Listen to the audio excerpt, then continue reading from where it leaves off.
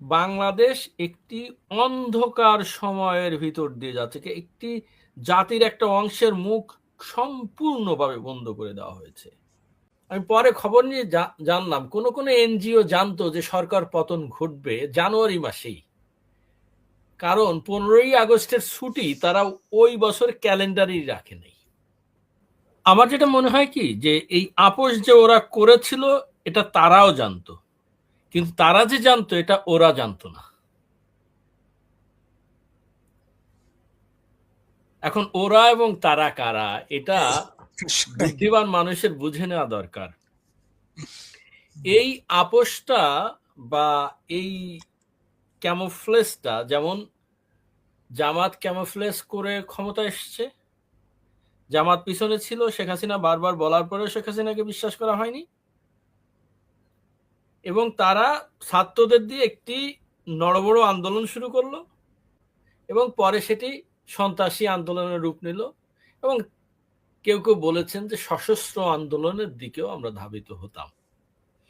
এবং মজার ব্যাপার হলো, আমি পরে খবর নিয়ে জানলাম কোনো এনজিও জানতো যে সরকার পতন ঘটবে জানুয়ারি মাসেই, কারণ 15ই আগস্টের ছুটি তারা ওই বছর ক্যালেন্ডারেই রাখে নাই। এটা খুব ইন্টারেস্টিং একটা তথ্য। আমি আমার কোনো আত্মীয় কিছু কিছু এনজিওতে চাকরি করে, আমি তাদের থেকে পরে জেনেছি। অবশ্যই সরকারের না জানাটা ব্যর্থতা, কিন্তু দেখুন, যাকে আমরা স্বৈরাচার বলি, যাকে স্বৈরাচার বা ফ্যাসিস্ট বলে দেশ থেকে তাড়িয়ে দেওয়া হয়েছে বা দেশ থেকে যেতে বাধ্য করা হয়েছে, তার নানাভাবে তাকে মারার পরিকল্পনা করা হয়েছিল, হয়তোবা কিছু আর্মি অফিসারদের তার প্রতি যারা অনুগত ছিলেন, তার উন্নয়নের প্রতি যারা অনুগত ছিলেন, এবং অবশ্যই আমাদের বন্ধু ভারত বেঁচে গেছেন।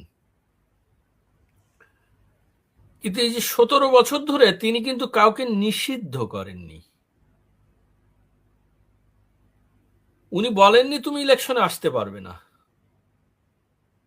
মানুষকে শোষণ করার নানা রকম পদ্ধতি মানুষ আবিষ্কার করছে। সবচেয়ে ভয়ঙ্কর পদ্ধতি হলো মুখকে বন্ধ করে রাখার। এটা কিন্তু সেই সক্রেটিসের আমলে শুরু হয়েছিল। সক্রেটিসের মুখ বন্ধ করার জন্যই, বন্ধ করতে পারেনি বলেই তাকে কিন্তু মৃত্যুদণ্ড দেওয়া হয়, এবং তিনি সেটি সাদরে বরণ করেছিলেন। তার বন্ধুরা বলেছিল তুমি পালিয়ে যেতে পারো, তুমি এখনো বলতে পারো যে আমি ভুল করেছি। এই দেখেন বারবার ওরা বলে আওয়ামী লীগ কেন বলে না আমরা ভুল করেছি, আমরা ভুল করেছি। আওয়ামী লীগ ভুলটা করলো কি? 7.62 সমাধান কিন্তু এখনো হয় নাই। এই ছাত্র হত্যা কারা করেছে এখনো কিন্তু তার সমাধান হয় নাই, একটিও পোস্টমর্টম হয়নি। শুনুন, বাংলাদেশ একটি অন্ধকার সময়ের ভিতর দিয়ে যাচ্ছে। একটি জাতির একটা অংশের মুখ সম্পূর্ণভাবে বন্ধ করে দেওয়া হয়েছে। তারা শুধু রাজনৈতিক কর্মকাণ্ডই চালাতে পারবে না, তারা জয় বাংলা স্লোগান দিতে পারবে না, তারা কিছু কোনো কথাই বলতে পারবে না। কোনো কথা বললে একসময় তো বলা হতো ওই রিক্সা আওয়ামী লীগ, অমুক আওয়ামী লীগ, অমুক লীগ তমুক লীগ করে করে করে ট্যাগ দিয়ে, ট্যাগটা এখন বন্ধ হলো, কিন্তু অ্যারেস্ট করাটা বন্ধ হয়নি। কালকেও, এই কালকে মানে ফেসবুকে স্ক্রল করলেই তো দেখা যায় যে আওয়ামী লীগের 8 মাস পরে একটা ছেলে ফিরে আসছে, তাকে কিভাবে মারা হচ্ছে, এটার কোনো বিচার নেই। মব জাস্টিস চলছে, এবং এরা কিন্তু তা বলছে না। এখন এগুলি আর বলছে না, চলছে। তার মানে আপোষ করেছে কার সাথে? তারা আসলে আপোষ করেছে সেটা আমি বলবো না, তারা কৌশল অবলম্বন করেছে। যেমন 17 বছর ধরে কৌশল অবলম্বন করে গেছিল, এখানেও তারা কৌশল অবলম্বন করেছে। ঠিক আছে, আওয়ামী লীগের মতো এই বড় দলটি যদি বাইরে থাকে তাহলে আমরা ইলেকশনে জিতব। দেখুন, আমার একটা অবজারভেশন, বিএনপি কখনোই কোনো নির্বাচনে যায়নি যতক্ষণ না এরা শিওর হয়েছে যে নির্বাচনে জিতবে। জিয়াউর রহমানের না ভোটের কথা মনে আছে? 98.9% ভোট পেয়েছিলেন তিনি। তখন আওয়ামী লীগকে ছিন্ন ভিন্ন করে রাখা হয়েছিল। এরপরে উনি ভোট দিয়ে তারপরে ভোটে জিতে গেলেন। সরি, দেখুন এবার কি করলেন, একটা দলকে কার্যক্রম নিষিদ্ধ করা হয়েছে, তারা কিন্তু উক্তি শব্দটি করেনি এবং বলছে আজকে ওনাদের বিএনপির মহাপরিচালক বলছে আজকে আমাদের রাজনীতির সবচেয়ে একটি ভালো দিন। ওনারা আবার বহুদলীয় গণতন্ত্রের প্রবক্তা, তার মানে ক্ষমতায় যাওয়ার জন্যই তারা এটা করে। কিন্তু ওরাও কিন্তু জানতো যে আপনারা ক্ষমতায় যেতে চান, যার জন্য এই ইলেকশনের 3 দিন আগে যে চুক্তিটা করে গেছে, বলে ঠিক আছে তোমরা ক্ষমতায় যাবা, কিন্তু ক্ষমতায় কিভাবে থাকো সেটাও দেখি। চুক্তি থেকে বেরোনোর কিন্তু কোনো সুযোগ নাই। চুক্তি থেকে এখন বেরোতে গেলেই তারা নিজেরাই বলছে যে আমাদের ক্ষমতা থাকবে না, কিন্তু জনগণ যে দুদিন পরে ফুঁসে উঠবে সেটি কিন্তু পিশাচি নিউজ একেবারে যে জানে না সেটা আমি বলবো না।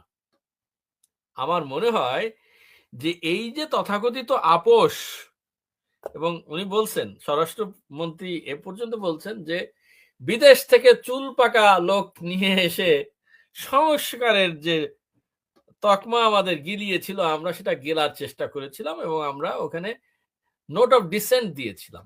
নোট অফ ডিসেন্ট তো তারা রাখে নাই, নোট অফ ডিসেন্ট তুলে দিয়েছে এবং সেই নোট অফ ডিসেন্টের কথা বলেই তারা এখন বলছে যে আমরা যেভাবে বলেছিলাম সেইভাবে কিন্তু খুঁটিটা এক জায়গায় থাকবে, ওই খুঁটি কিন্তু এক, 2 পিতার 1 ছেলে সন্তান। ও বাই দা ওয়ে আমি একটা প্রশ্ন করে যাই, 2 পিতার 1 সন্তান হয় কি করে ভাই?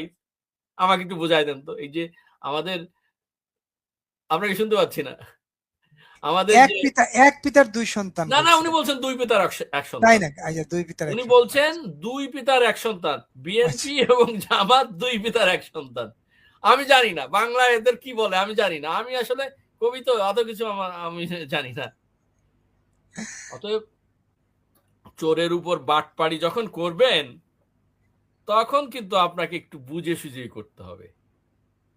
বাটপার মানে দুই পিশাচ এক মহা বাটপার, অন্য বাটপার এই যে জামাতি বাটপারদের নিয়ে তিনি তো দেশ চালিয়েছিলেন, দেশকে এমন একটি দেশে পরিণত করেছিলেন যেখানে প্রতিদিন ধর্ষণ, প্রতিদিন হত্যা, এমনকি প্রেগনেন্ট নারীদের হত্যা করে শিশুদের মেরে ফেলা, সেই ধারাবাহিকতা কি আসলে বন্ধ হয়েছে?